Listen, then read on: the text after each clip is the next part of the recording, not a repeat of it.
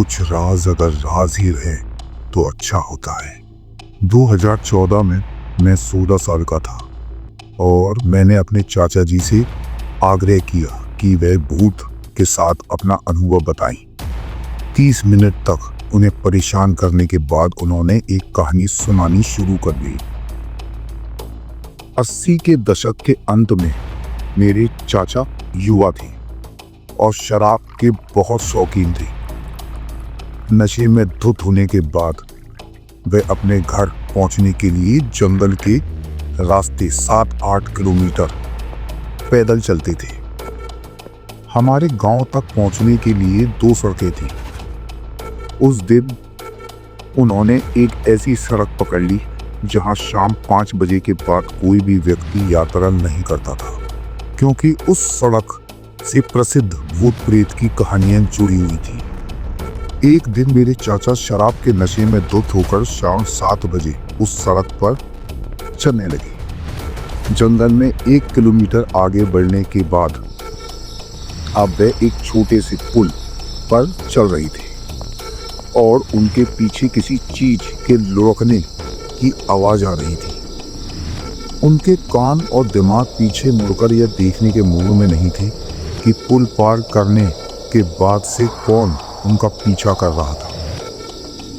अब लुढ़कने की गति कुछ डरावनी आवाज के साथ तेज हो गई। मेरे चाचा जो शराब के नशे में चूर हो चुके थे, उसे कोई जानवर समझकर देखने के लिए पीछे मुड़े, लेकिन उन्होंने जो देखा उसके कारण उन्हें 1 हफ्ते के लिए बिस्तर पर रहना पड़ा। रूह कप गई उनकी कि ये क्या चीज है। उन्होंने किसी को कुछ नहीं बताया कि उन्होंने क्या देखा और किसी से एक शब्द भी नहीं बोले। मेरे दादाजी ने पुजारी को घर बुलाया और उन्होंने उन पर थोड़ा पानी छिड़का, जिससे धीरे धीरे उनका मुंह खुलने लगा और उन्होंने बताया कि उन्होंने उस दिन क्या देखा था। उन्होंने कहा, जब आवाज उठी तो उन्होंने सोचा कि ये एक सूअर है, जंगली सूअर, लेकिन वो गलत थे। उन्होंने देखा कि एक आदमी का सर शैतानी हंसी के साथ उनका पीछा कर रहा था।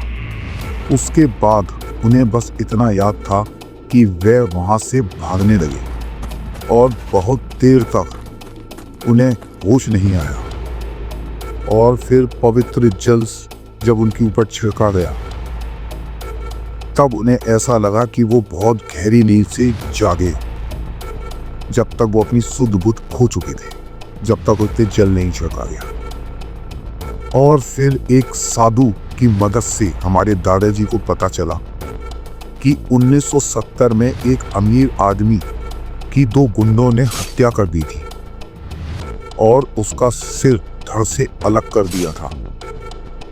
उस घटना के बाद से उस अमीर आदमी के भूत से बचने के लिए गांव के लोगों ने शाम के समय उस रास्ते पर चलना बंद कर दिया था। इसलिए जो भी शाम के बाद उस रास्ते पे चलने की कोशिश करता था, उसे कुछ अजीब सा अनुभव होता था। इसलिए सुनसान रास्तों से रात में दूर रहें और सुरक्षित रहें। धन्यवाद।